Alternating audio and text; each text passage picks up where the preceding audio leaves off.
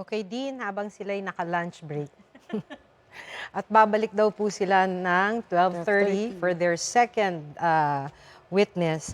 I guess yung kay ano po muna, no? Kay Miss Violeta Constantino, yung dating manager ng Land Bank sa Maysho Boulevard sa Mandaluyong City. So, para sa inyo po, ano yung na-establish ng kanyang testimonya for the prosecution? Yung una po na ang Office of the Vice President po ang nag-authorize nung withdrawal ng 500 million or half a billion peso. At na ito po so yung una po yung amount na na-transact. Yung pangalawa po ay na yung transaction was authorized by the Office of the Vice President. Dahil paulit-ulit po niyang sinasabi na nagkaroon naman ng advice yung pong ADA, parang authority to debit yung account na nanggaling kay Office of the Vice President. Yung pangatlo po, na ito din po ay tinanggap ng ni Miss Gina Apostol. No? Yung tatlo pong cheque ay nakapangalan sa kanya.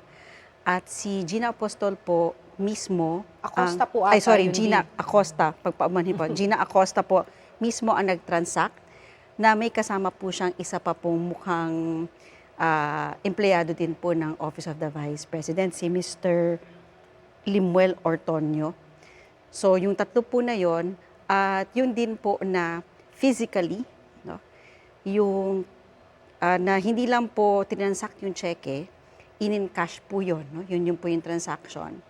At physically po, talagang inabot nila yung tigwa 125 million pesos. In cash. In cash, na 4 na beses, na inilagay po ito sa mga bag at sa pagkakaalam po, doon po sa na-witness ng ating bank manager, si Ms. Constantino, ito po ay inilabas po nung dalawang tao na yon, ni Ms. Acosta at ni Mr. Ortonio. At yung first withdrawal, ang sabi po nung bank manager, she was in the back room personally. Yes, opo. Na-witness niya yung mismo. Opo. Yung isa din po doon, nabanggit po niya kasi yung ginamit niyang term unusual. Unusual. So, Yung 125 million pesos na one-time na withdrawal. Ano po? opo, na unusual po siya. So, gaya po ng nasabi niya, hindi niya po mailahad dahil covered po sila nung maaari po nilang hindi ilahad kung kung ano po yung ni-report nila. Yan po yung sa AMLC. Yun tungkol po yun sa under po ng AMLA natin, Anti-Money Laundering Act. Oho. Can you Opo. explain that, Dean? For the viewers too, yung Anti-Money Laundering Act. Kasi sinasabi na po kanina ni Ms. Constantino na hindi niya pwedeng sabihin yung details because they're covered by the AMLA. Opo. So yung sa AMLA po natin, Anti-Money Laundering Act, meron pong parang dalawang kategorya ng impormasyon doon. Yung covered transaction po at saka suspicious transaction. So meron din po tayong covered institutions, kasama po doon ang mga bangko. So ang mga bangko po, required po sila na mag-report sa AMLC, yung committee po ng anti-money laundering, kapag po merong covered transaction, yun po yung lumalampas ng 500,000 pesos. Mababa po pala ang threshold, no? Opo, mababa po yun. 500,000. Meron pong dalawang uri ng institution, hindi po kasama ang bangko, na mas mataas po yung kanilang threshold. Pero yung mga bangko po, pag nag-transact ng above 500,000, kasama na po yun sa covered transaction. Pero yung transaction po ba na yan is withdrawal and deposit?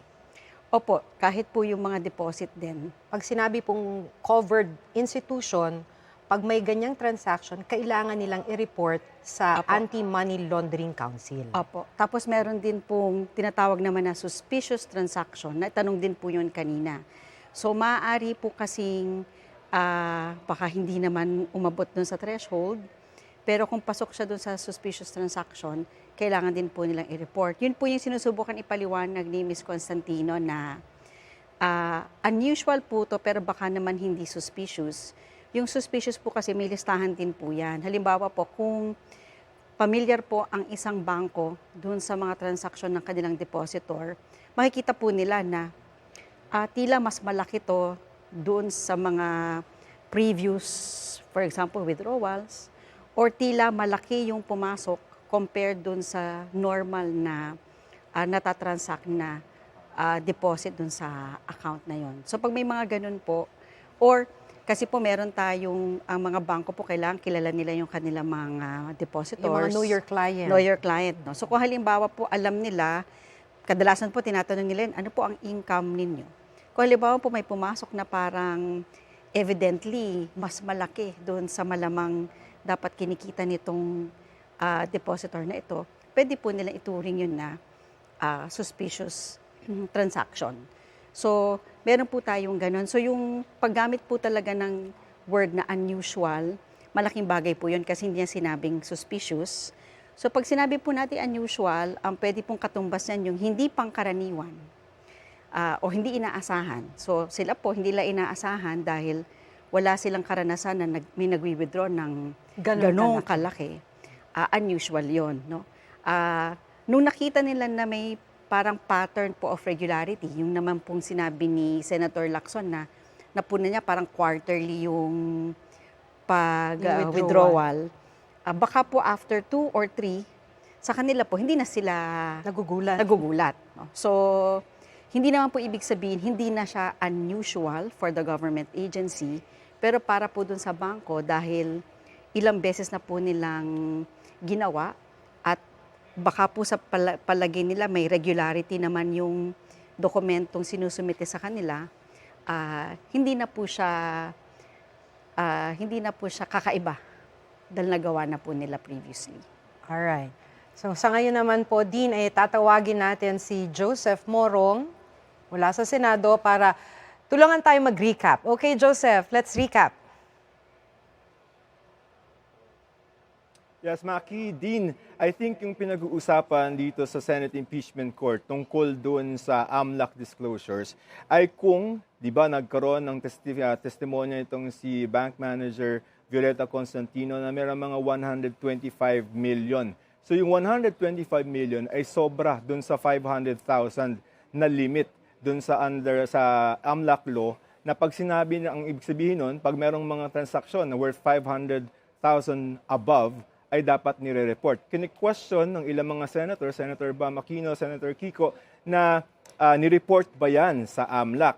Siyempre, hindi masasagot yan nitong si Ginang Constantino or Miss Constantino dahil covered siya ng AMLAC. At sabi nga nitong CPO Presiding Officer Chis Escudero, ay buti hindi mo sinagot kasi yung mga bank officers, hindi sila or pinagbabawalan sila na magsabi kung ano yung ginawa nila doon sa mga transaksyon na 125 million, whether they reported it to AMLAC or not. So yun yung issue doon. Ngayon, ang question, na-pick up ko kay Dean, parang question ni Senator Lacson, kung confidential funds to, bakit parang regular yung withdrawal? Ang pagkakaalam nitong si Senator Lacson, pagka confidential funds for, halimbawa, surveillance activities, per need basis, di ba? Parang kung kailangan, tsaka mag-withdraw.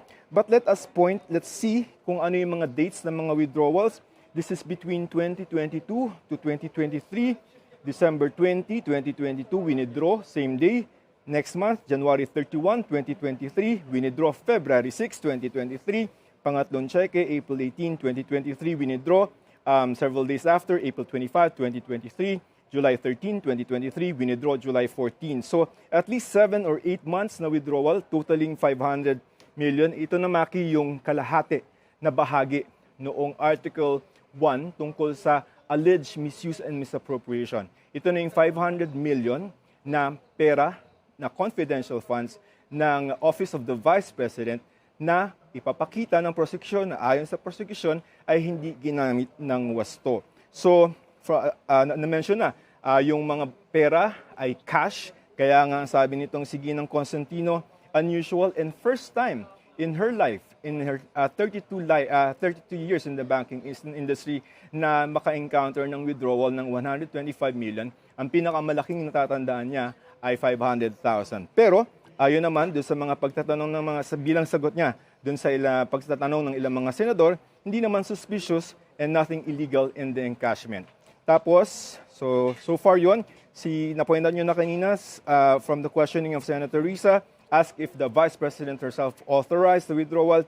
May mga advice naman, yung mga cash division, itong si Masangkay, Queenie Masangkay, tumatawag, may pera na, withdrawin na yan ni Gina Acosta.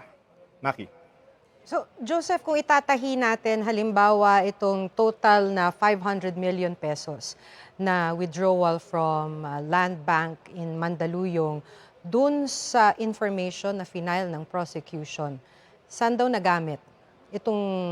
O paano, di umano, ay maling nagamit yung confidential funds na winidraw dun sa Land Bank? Okay, based on the articles of impeachment na inihain ng prosecution sa Senate Impeachment Court, some of those ay ginamit umano doon sa mga safe house rentals. Merong mga testimony in the House Committee of Justice or House Committee on Justice hearings na 16 million per day ang ginagamit for safe house rentals. So doon pa lang questionable na. And then we also have the testimony of Ramil Madriaga, yung alleged person or self-confessed na personal close aid nitong si Vice President Duterte na in 24 hours, yung funds, at least yung sa DepEd, 125 was spent, or 112 was spent not in 11 days but 24 hours. So, ang bottom line, nakita na natin na may withdrawal, 500 million OVP funds.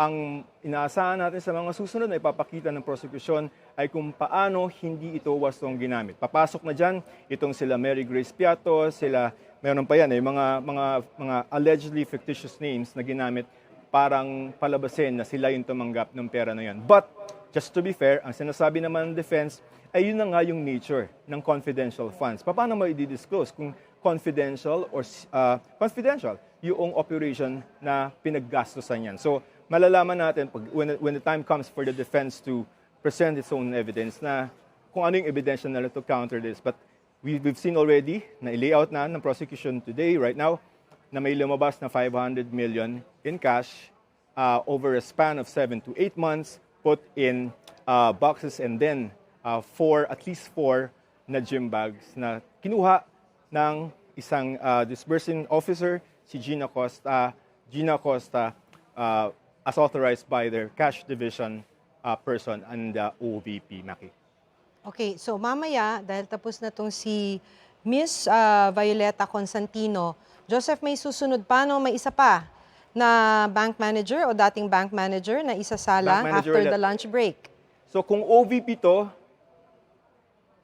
malamang DepEd yung kasunod na withdrawal ng pera. So we're talking about maybe 112.5 million of DepEd. So ililay mo muna yung premise. May hindi ginamit na wasto ng pera, magkano? So 500 million, 112.5 million na DepEd, 500 million sa OVP. Makikita natin ngayon yan kung paano lumabas yung pera na yan. In the succeeding days, 31 trial dates tumaki, yung pinalista ng prosecution. In the 31 days, the prosecution will establish kung paano ginamit yung pera na yan. Pinakita natin today kung paano lumabas, Maki.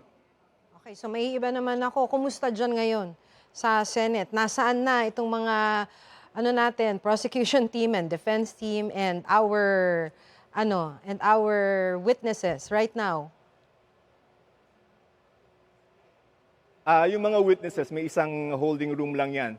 I don't know if you can see it, pero kung tama yung file natin dyan, yung diretso nung sa elevator, paglabas mo ng elevator, I think it's the rector room, I think. Doon yung holding area ng mga witnesses, no? It's different rhythm. She even said, she confirmed that she could consider it as a once in a lifetime. No?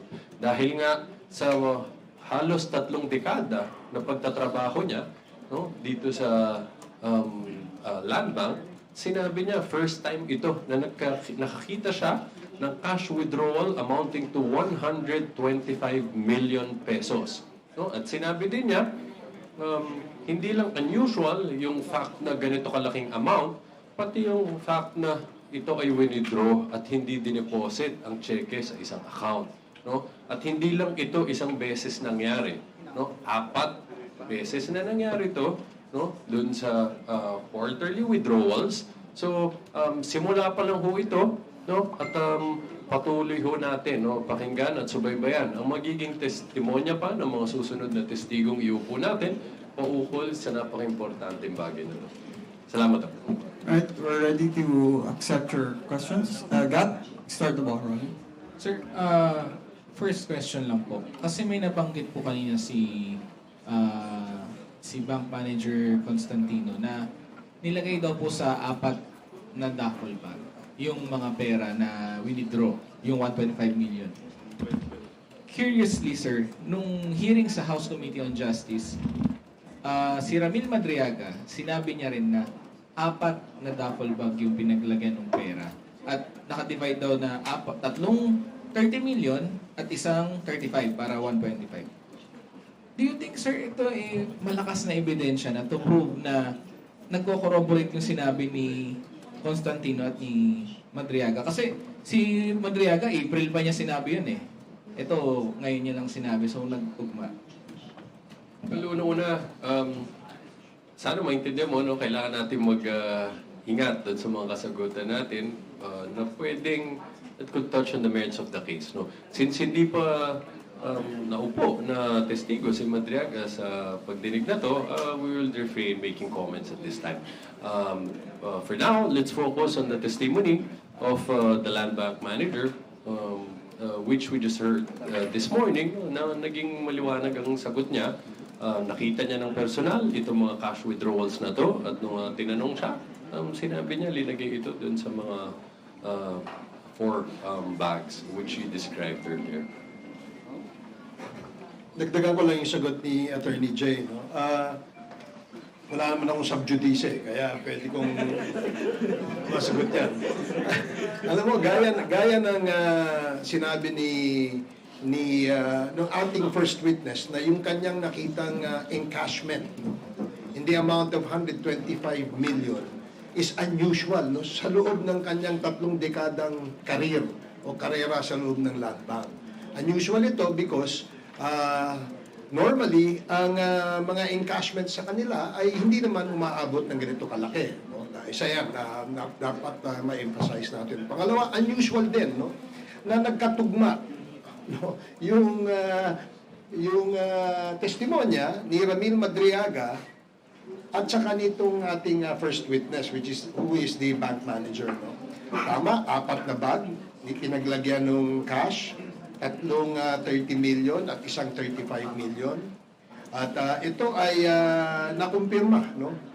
Sa testimonya ngayon ng ating bank manager, na gaya nga ng nabanggit ninyo, nung April pa, sinabi na ito ni Ramil Madriaga. So again, no, there's a striking coincidence, perhaps, we may call it, na merong ganitong klaseng information na naibahagi ang ating bank manager sa ngayon at ang naibahagi din ni Ramil Madriaga noong panahon ng April, nung siya'y humarap sa Kongreso. Sir, yung second question ko medyo hindi muna tungkol dito sa confidential funds. Kasi nung over the weekend, medyo nagkaroon ng kalituhan kung ano ba talaga yung naging argument ni Congressman Chel Jokno dun sa oral arguments. Kasi parang merong nilabas na video yung opisina ni Senator Pia Cayetano na ang sabi ng akbayan ni Congressman Jokno is spliced. Kasi parang pinagdugtong-dugtong yung mga sinabi niya para magmukha na fishing expedition yung ginagawa ng prosecution. Meron bang move or meron bang plano ang prosecution about this? Well, Gab, thank you for pointing that out. No?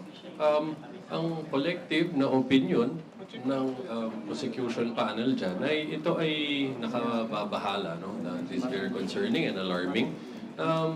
Dahil unang-una, dapat ang impormasyon na makuha ng mga kababayan natin tungkol sa mga nangyayari sa paglitis nito ay accurate. Ano? Dapat kung ano yung mismong nangyayari during the proceedings. Kaya't paulit-ulit kami na inaanyayahan at pinakikiusapan ng mga kababayan natin na hindi umasa sa mga anumang videos na makikita lang nila sa social media, kung hindi panoorin mismo accounts na ang paglilitis na to para hindi sila maligaw. Ngayon, ito ay nakakabahala hindi lang dahil maaring magkaroon ng wrong impression, no, ang mga kababayan natin paukol sa ano ang totoong nangyari dito sa oral arguments na to, ang naging paliwanag na binigay ng prosecution sa pamamagitan ni Congressman Shell Jokno.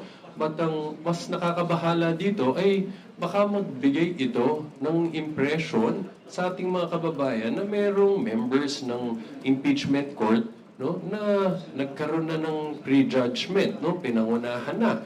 Dahil makikita natin dito, bukod dun sa pag-edit, dun sa naging exchange during the oral arguments, dun sa video na to, merong text overlay na nakalagay, walang ebidensya. No? Yes, nagbabaka sakali lang, question, walang ebidensya, pero nag-aakusa, something like that, no? Which is very concerning because pwedeng isipin ng mga ibang tao na meron ng prejudgment, no? Na sinabi na ng prosecution, walang ebidensya. And it could also lead, no, to a perception of impartiality or partiality, no? When this is very dangerous, no? Because it could erode the people's confidence and trust in our institutions. And no less than this Senate Impeachment Court, which is a constitutional institution, no, which is meant to ensure accountability, no, with respect to the highest officials of the land. So, nakakatakot ho yan, no? But gusto namin klaruhan, we don't want to put any specific member of the impeachment court on the spot, no? We don't want to call them out. At we don't want to ascribe any negative intentions on the part of anyone. Ang sinasabi lang ho namin dito, dahil maaring marami hong kapaliwanagan dyan. Baka it was an clerical error made by the staff, no? Dahil tingin namin, hindi naman ho siguro sasadyain yung ganyang bagay kung sino mang senator judge, ano ho. But just the same, dahil meron ho itong serious implications, no? Dahil dapat ang mga tao, no, hindi sila magkaroon ng ganong perception. Dahil ho, ang principle ho dyan, sa lahat ng judge, no, hindi sapat, no, that they should be impartial. They should also show the appearance of impartiality. No, dahil napakahalaga ho niyan, dapat throughout the proceedings makikita, no, na ang naging kapasyahan ay nakabatay dun sa batas, sa katotohanan at ebidensya, at mapapakita din, no, na hindi nagkaroon ng pagkiling kahit na anumang panig kahit sinong miyembro nitong impeachment court. Sir, can I clarify lang? Ano ba yung, kasi for the information of everybody lang, ano yung sinabi talaga ni Congressman Shell Jokno doon? Hindi siya tungkol ba sa fishing expedition yung ginagawa ng prosecution or pinaliwanag niya lang ba yung fishing? Pinaliwanag niya yung konsepto ng fishing expedition. And to be accurate about it, nagkaroon na ng official statement dito si Kong Shell Jokno kung saan linabas niya ano yung exact na arguments, na words, no, na ginamit niya dito. But maliwanag na hindi niya sinasabi ng prosecution ay nagbabaka sakali lang, no, na baka may makita dito sa mga bank accounts. Dahil napakaliwanag ang position namin and which he articulated during the oral arguments. Hindi kami nagbabaka sakali na may makita sa mga bank records dahil sigurado kami na mayroong importanteng impormasyon sa mga bank records na pinasabi na namin sa impeachment court. Bakit kami sigurado? Dahil lumabas na yan sa AMLAC reports kung saan nakita natin na mayroong 6.7 billion financial transactions, no, involved in the bank accounts of Vice President and her husband. No? So hindi ko kami nagbabaka sakali. Alam namin mismo ano ang mga bank accounts, saang branch yan, no? Dahil again, nandun ho yun dun sa AMLAC reports. Dagdagan ko lang din para clear, no. Gaya nung napanood natin, no, personal na napanood natin during the period where the oral arguments was happening in the impeachment court. Sinabi po doon na nasatisfy na ho ng prosecution yung requirements to be able to subpoena certain documents that are confidential. No? One, yung sinasabi nga niya, yung definiteness o specific kasi, sinite doon, itong mga accounts na ito. Ito yung branch, ito yung account number, ito yung kailangan. Second, yung relevance. Bakit relevant yung dokumentong kinakailangan na isampina? Because it will support the allegations stated in that article of impeachment, na kung saan pinapaliwanag natin doon na merong unexplained wealth ang ating pangalawang Pangulo. Kaya napakahalaga nun. And these two requirements have already been satisfied and met by the prosecution panel. Kaya pinayagan po siguro yan ng ating impeachment court. Sir, sorry, follow-up lang. Quick follow-up lang. Hindi po kayo magmamanifest ang prosecution panel regarding this issue sa impeachment court. Hahayaan lang po ba natin po? Or sick invitation. Yeah, second division po doon kay... No, we're not asking anyone to voluntarily inhibit themselves. No? Again, ayaw namin mag-focus sa personalidad. No? Ang sa amin, ang concern namin dito, hindi para to put anyone on the spot, no? Or sabihin namin na mayroong kahit sino man na negative na mga intentions, no? Hindi ho yun, no? Tulad ng sabi namin kanina, dahil posible na mayroong valid explanation for this, no? Pwedeng clerical error, baka ho yung mga may handle ng mga social media accounts nito, sila ho nagkamali. So, let's give them the benefit of the doubt. Dahil gusto pa rin ho namin paniwalaan, nananalig kami, they will comply with their obligations under the oath that they took when they became senator judges and under the rules, no, to observe impartiality. So, we're not asking anyone to inhibit. Dagdagan ko din, no? Ayaw naming husgahan, no? Yung pagpo-post na yon ng isang senator judge. Ang aming ginagawa ay nire-respeto pa rin namin, no? Paring nagkaroon ng oversight o lapse in judgment ng kanyang staff kung kaya't ito'y ina-post. Alam naman po ng ating mga senator judges kung ano yung katotohanan. Yun nga, kaya nga po pinapanawagan namin palagi na magkaroon po sana ng pagsubaybay ang ating mga kababayan nang sa ganun maiwasan yung mga pagkalat nitong mga sinasabing fake news. Kagaya po niyan, nandyan ho tayo lahat and we are all witness to what transpired in that debate or in that argument. Nakita natin na matibay at malakas ang posisyon na pinanindigan ng ating prosecution. And in that light, nakita natin no, na itong lumalabas na mga video na yan ay taliwas doon sa totoong nangyari. Kaya nga, yun ang ating ano. And I think, alam naman po ng ating mga senator judges yung kanilang sinumpaan tungkulin bilang senator judges. Alam din po nila ang mga provision ng ating rules of procedure in impeachment proceedings at dapat tumalima sila rito. Sir, good afternoon po. Earl Tobias, IBC News. Kay spokes Ace na lang po ulit, sir. Kasi wala kayong sub judice. Susugan ko lang yung tanong ni Kuya Gab. Bukod kasi sa duffel bag, sir, nung humarap si Ramil Madriaga sa Justice Committee proceedings, sinabi niya na may nangyaring delivery, yung delivery instructions galing kay BP Sara, nangyari po yung delivery December 20, 2022 of 125 million pesos. Sa cheque kanina na pinresenta at pinakonfirm sa witness ninyo, meron ding withdraw at the same day na December 20, 2022 amounting 125 million. And Ramil Madriaga said in his testimony na hindi 11 days na spend ito kundi under 24 hours. Does that also resemble any striking coincidence, sir? Well, sa aking paniwala, meron, no? Pero we will pursue that point when the prosecution presents another witness that would substantiate yung anggulong yan, no? Sa ngayon kasi, we cannot disclose ano yung legal strategy ng prosecution because pinaghandaan ro nila ito. At darating tayo dun sa point na ipapaliwanag po yan at most likely, we will arrive at that answer to that question. Understand, spokes. Kay Spokes Tolosa, sir. Quick one lang po. Yung kaninang pag-present sa mga witness ninyo, yun yung susunod pa. Kasi yung kanina na lang po, wag na yung susunod. Tama po ba, ini-establish muna yung money trail na talagang natanggap at napunta sa OVP at otorisado, lahat ng proseso sinunod? Ibig sabihin, nasa kanila muna yung pera, yun po yung ini-establish.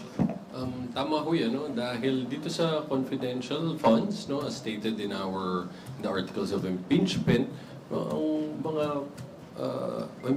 important na facts dito ay makikita na ang Vice Presidente ang nag-request nitong mga confidential funds na to, no? At the request was granted, no? Tapos ito na ang unang witness natin, which will show that they actually received the cash, the funds, they encashed the check, ano, na issued, no, in favor of their offices. So, ang susunod naman dyan na pupuntahan natin is ano ang dineklara, no, na purpose kung saan ginamit itong mga confidential funds na to, no, at makikita naging tama ba ang liquidation, sinundan ba ang proseso, no, under the prevailing rules ng COA for liquidation of confidential funds. Ginamit ba ito sa tamang mga purposes, no? At the end of the day, sila ang humingi, ang respondent, ang humingi ng pera, binigay sa kanya, so siya ang may pananagutan para paliwanag niya saan ito napunta. So, again, to emphasize ang halaga na nasabi kanina ng witness natin, bukod dun sa fact, no, na the requested confidential funds were in fact received by the Office of the Vice President, no? Sinabi niya, napakaliwanag, it was unusual, no?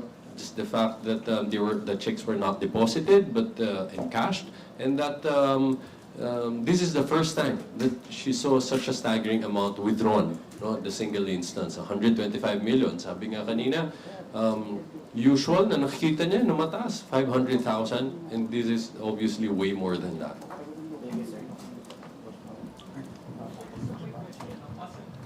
Hello po. Possible po ba na yung bags na tinutukoy ni Madriaga at ni Violeta Constantino are the same bags? Kay, ano lang po, kay Kong Yeah, I believe so. It's one and the same. Sa tingin ko, kasi hindi naman pwedeng naglipatan ng bag. No? From the bag, it was placed in a bag. Apparently, it was brought out of the bag. It was given to somebody else, no? And that somebody else could have been maybe Mr. Madriaga. Dahil base sa kanyang affidavit, yung kanyang sinumpaang salaysay, siya ang nag-distribute, no? Nung mga perang supposedly ay intelligence and confidential funds. Sir, concerned ba na parang may slight discrepancy lang sa description nila ng bag? Kasi yung kay Madriaga, duffel bag yung pagkaka-describe niya. Samantalang kay Violeta Constantino, gym bag. Tapos parang sinabi niya na hindi duffel bag. Although, it seems naman na long bag yung tinutukoy nila. Well, whatever bag that is, basta as long as it can fit in that amount of money, it's not an ordinary small bag, ibig sabihin. So, ibig sabihin, inilagay yan sa isang bag na maaaring kumasya yung sinasabing halaga. No? Merong bag naman, o gym bag na maliit, meron din naman gym bag na malaki. Meron din naman duffel bag na malaki, at meron din naman sobrang laki. So, I guess, the idea of the money being placed in a bag and given to somebody else for distribution, I think is what is material in this particular issue. Thank you.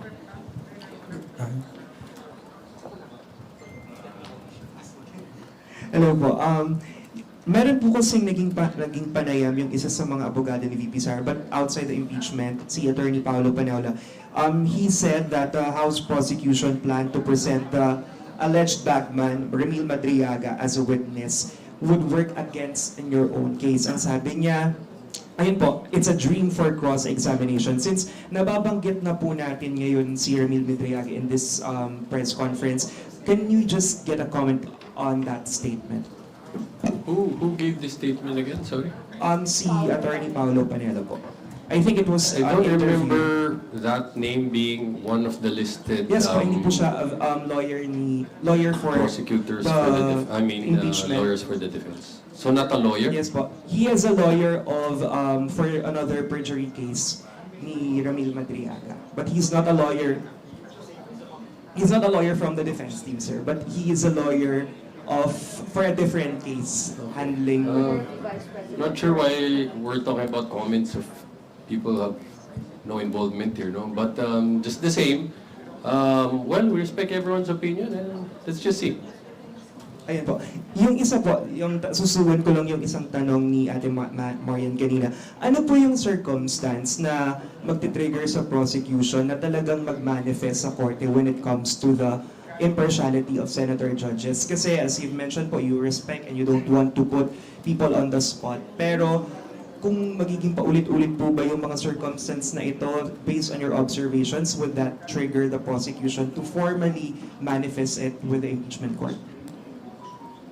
Let's see, but for now, the sentiment is that we leave this matter to the discretion of the presiding officer and to the impeachment court as a whole. No? After all, they're the ones who, have the authority to police each other. So we believe in their discretion, no? And we just don't want this issue to cause any delay in the proceedings. So we deemed it best to just, leave it to their discretion. All right, thank you. Just a reminder, we will give way with the resumption of the trial, but we will accept a few more questions as we still have some time. Let's hear it from Milky. Quick lang, Attorney Tolosa. Any updates sa request ng prosecution on the sequence of evidence information? Thank you. Well, it appears that the court, already, or the presiding officer decided to just continue with the present order of presentation of evidence because, as we've seen, it was not discussed anymore upon the start of the hearing today, and prosecution was already directed to start with our presentation of evidence for the next article, which is Article 1, or confidential files. And as we've stated in our statement earlier this morning, we will comply with whatever directive this impeachment court issues in this matter. At the end of the day, as we've said, they have the discretion to do that. Good morning, Congressman Attorney. Kanina po, yung pagsisimula ng trial, yung nangyari po kay Congresswoman De Lima, pinigilan po yung kanyang opening statement. Do you agree po sa ginawa po ni presiding judge sa naging desisyon po nila? Well, of course, we respect the decision of the presiding officer with respect to this matter. But mas mahalaga, the opening statement, it was just supposed to set the tone, kumbaga, to guide the public as to what we could expect with respect to the evidence that will be presented by the prosecution with respect to this matter. But ang mas mahalaga naman dyan, yung mga ebidensya na patuloy na ilalatag ng prosecution kaugnay sa bagay na to. But Attorney, do you agree na may mali dun nga sa mga sinabi ni Congresswoman De Lima? I would say that perhaps our understanding is that the prosecution and actually both parties will be allowed to continue to make their opening statements per each article. Our understanding before is that what was prohibited already is the any party making detailed explanation as to why we're already waiving the presentation of any witness. Ayun hong naging understanding namin noon dun sa nagkaroon ng ganyang ruling. So we thought that it would still be acceptable to give opening statements. After all, makakasagot din naman ang respondent. Pwede din silang magbigay ng opening statement. But just the same, kung iba ang pagpapasya ng impeachment ng presiding officer sa bagay na to, well, again, as you've seen, we will comply and we will respect that decision. Alright, any other questions? Kung wala na po, mamaya, alam ko marami kang katanungan nais itanong mamaya pagkatapos ng presentation ng evidence sa pagpapatuloy ng trial, impeachment trial ni VP Sara Duterte. Muli po, salamat sa ating mga panelists, si former Congressman Robert A. Barbers and our Attorney Jay Tolosa. Thank you, everyone. Magandang tanghali po sa inyo lahat. Nagpapatuloy po yung GMA News special coverage, the Vice President on trial at katatapos lamang po ng press conference ng prosecution team. Kasama pa rin po natin dito sa studio si UP College of Law Dean Professor Gwen De Vera. Dean, kanina yan nabanggit din bago matapos ng press conference ng prosecution team, yung tungkol dun sa napigilan yung opening statement ni Congressman Laila De Lima. Tapos, I asked you about this. Ano ba yung sinabi? Conclusion of law?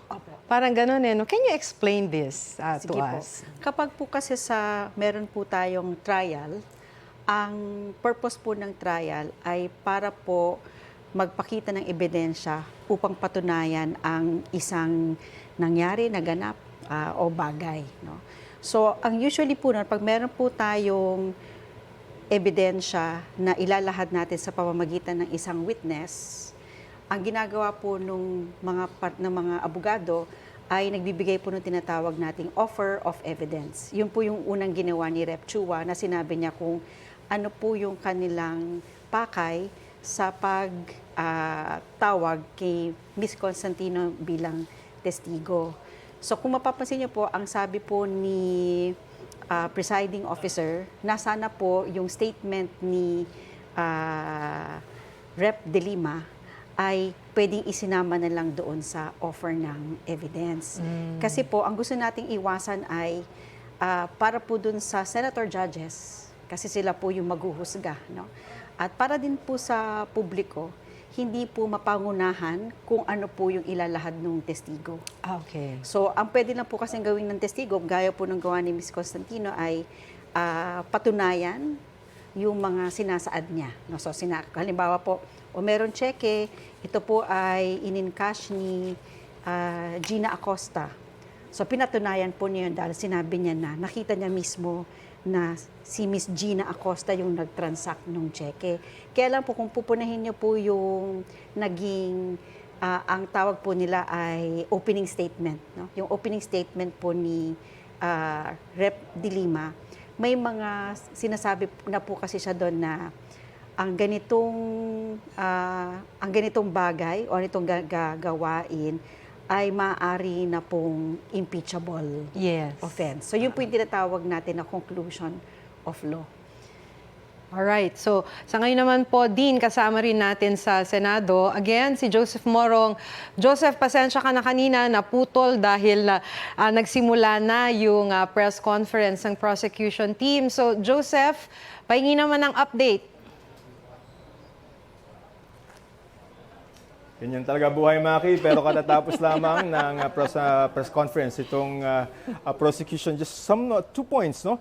Tinanong yung prosecution tungkol dun sa issue, no? Sa pagitan nitong si Senator Judge Pia Cayetano at si Attorney Chel Jokno tungkol dun sa umunoy pagpo-post nitong si Senator Judge Cayetano ng splice video regarding yung diskusyon nila ni Attorney Jokno tungkol sa alleged fishing expedition. Now, mukhang ang sabi nitong si Attorney J. Tolosa, private prosecutor and spokesperson for the prosecution, ay wala muna silang hihingin o hindi muna sila magmamanifest sa korte na, kumbaga, hindi muna sila magrereklamo sa court tungkol sa ginawang ito ni Senator Judge Pia Cayetano at hinahayaan muna nila na yung mga senador ang magpulis sa kanilang mga sarili at ayaw nila na makasagabal ito sa pagpapatuloy ng Senate impeachment trial laban kay Vice President Duterte. Second, itong si Congressman Robert A. Sparbers, advisor of the prosecution, mentioned yung mga testimonies nitong si Ramil Madriaga, pinag-usapan natin ito kanina,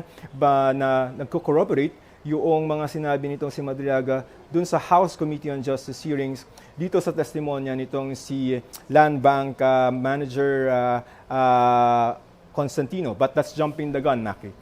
What is relevant now and to the justices, to the senator judges, ay yung pumapasok ng mga ebidensya at testigo. So far, ang narinig ng mga senator judges from which they can base their opinion, their judgment, ay yung kay Constantino na Land Bank Manager ng SHO for the OVP funds. Next, Maki, is former Land Bank Manager ng DepEd, para sa DepEd funds, itong si Miss Nonita Camposano. So nakita natin 500 million. Later, when we start 12:30, we will see naman yung 112.5 million na budget ng DepEd. Maiba lang kanina, naitanong mo na rin to no? Dahil, pero napag-usapan din kasi, or naitanong din kasi dun sa press conference ng prosecution team tungkol dun sa post na na-splice. So, may update, may nakausap ka na tungkol dyan sa Senate regarding kung ano yung, what's next? Kanina, si Attorney Tongol, kasi sabi niya, si Attorney Tongol speaks on behalf of the Senate Impeachment Court. So mukhang ang attitude ng court, ma-encounter natin yan, Maki, in the course of the coverage, no? Yung passive court. Ibig sabihin, hindi aakto yung Senate Impeachment Court unless somebody raises it. So in this case, yung issue kay Senator Judge Pia Cayetano na pag-splice na video, pag hindi naman ni-raise yan ng prosecution at mukhang ayaw pa nila sa ngayon, ay walang gagawing aksyon na public itong Senate Impeachment Court through the presiding officer. So as things stand now, yung issue stays na hindi na i-raise officially inside the Senate Impeachment Court para maaktuhan o mapagbotohan man lang ng mga miyembro. So wala pa yan sa loob ng Senate Impeachment Court, Maki. May balita na, Joseph, kasi kanina is the Land Bank na nag-disburse for the OVP, and then we're expecting this afternoon yung disbursement naman to DepEd. After nito, may nakapila pa. Sino yung mga nakapila? May dalawa pa yan, Maki. Hindi lang ma-recall kanina ni Congressman Adjong kung sino yan. Pero ang tatandaan natin dito, Maki, ay itong paglalatag ng ebidensya ng prosecution and even the defense ay paglalatag ng kwento. So sinimulan natin yung paglalabas ng pera. So ang malamang ang kasunod niyan yung mga COA audits. Kung mali ba yung paggamit, may mga lalabas na dyan na pag halimbawa sa COA audits, improperly reimbursed, improperly liquidated, then papasok yung mga pangalan. Mary Grace Piatos, Milky something. Tatlo yan na binanggit nila, but I don't recall the two. But yung Mary Grace Piatos, lumabas na yan, dito yan sa Article 1. Tapos, kung merong Mary Grace Piatos, totoong tao ba yan? So makikita natin, PSA. So as far as yung listahan ng mga witnesses is according to the narration of the prosecution kung papaano kinumit nitong si Vice President Sara Duterte yung alleged offenses, impeachable offenses under the Constitution, culpable violation of the Constitution, graft and corruption, and betrayal of public trust via the misuse and misappropriation of confidential funds of two offices, Vice President and the DepEd. Maki. Alright. Joseph, before kasi nakikita na nating nagsisimula tong pumapasok na yung ibang mga senator judges dun sa impeachment court. Maaga sila. Oo, maaga na pumapasok isa-isa. But before that, I wanna ask Dean Gwen. Dean, yung tungkol kanina kasi dun sa stipulation, Okay. di ba? Maproseso kanina, di madetalye yung pag-isa-isa dun sa dokumento na dala ng prosecution team. But nagkaroon ng sabi, ano ba to? Pwede bang stipulate na? May ganong point. Can you just explain to us, bago po tayo maputol na magsisimula na, what is that stipulation? Kadalasan po kasi kapag may dokumento na ipinipresenta sa isang testigo, kailangan po i-authenticate po muna yon. Na ito ay... Oops, I'm sorry, Opo, Dean. no problem Excuse po. me po. Mukhang magsisimula na po at magbabalik na ang impeachment trial sa Senado. Tutukan natin.